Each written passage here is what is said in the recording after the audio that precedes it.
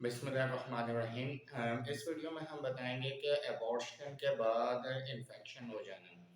बहुत सारी ख़वातीन में एबॉर्शन के बाद जो इन्फेक्शन हो जाता है, इन्फेक्शन से क्या मुराद है? It is a bacterial infection, जिसके अंदर बैक्टीरिया वायरस जो है वो वहाँ पे जनरेट होना शुरू हो जाता है। और उसकी सिम्टम्स क्या होते हैं? सबसे पहले तो ये है कि पेनफुल इचिंग। इच का मतलब ये होता है कि ख़ारिश होना, और वो पेनफुल होती है, यानी वो तकलीफ देती है। रेडनेस आ जाती है स्किन के ऊपर, और इतनी ज़्यादा इचिंग होती है कि उससे जो है रब करने से स्क्रैचेस बढ़ जाते हैं। तो वहाँ पर जो है, या अबॉर्शन के बाद ऐसी कंडीशन में इन्फेक्शन जो जनरेट होता है, वो उसमें सबसे पहले सिम्टम इचिंग की है।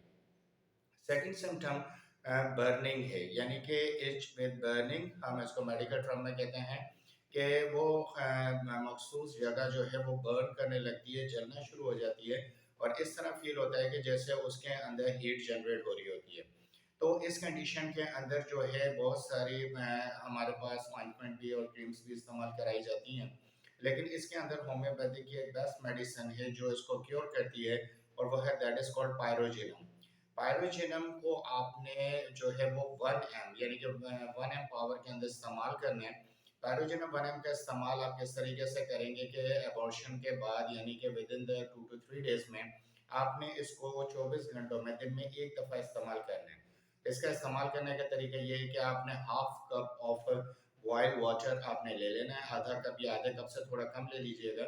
उसके अंदर पायरोजिनम 1 एम के एटलीस्ट 20 ड्रॉप्स आपने ऐड करने हैं।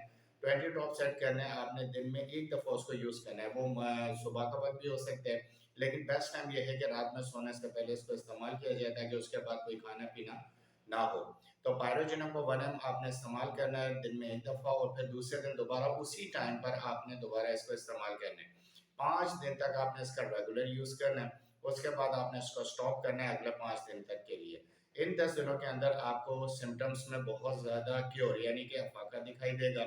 वो जो इन्फेक्शन है, बैक्टीरियल इन्फेक्शन, जिसकी वजह से इचिंग और बर्निंग अगर हो रही है, तो वो ये इसको स्टॉप कर देगा। इनिशियल स्टेजेस पर ये मजीद आगे उस इन्फेक्शन को बढ़ने नहीं देगा, जो कि अगली स्टेज पे जाके जो है वो फंगल डिजीज़ के अंदर कन्वर्ट हो जाता है। तो फंगल डिजीज़ होने से ये बचाएगा, और स्टार्टिंग में ही आपको ये क्योर कर देगा। तो मज़ीद अगर आपको रहनुमाई चाहिए इस हवाले से, तो फिर मेरे व्हाट्सएप नंबर पे आप मुझसे रब्ता करें, और डिटेल में अपने केस को डिस्कस करके जो है ग्रुप ऑफ मेडिसिन आप इस्तेमाल कर सकते हैं, क्योंकि सिंगल मेडिसिन है। और पूरे केस को अगर ये क्रिटिकल हो चुका है, क्रॉनिक हो चुका है, तो ग्रुप ऑफ मेडिसिन ही इसको सही करेंगे। Thank you very much for watching this video.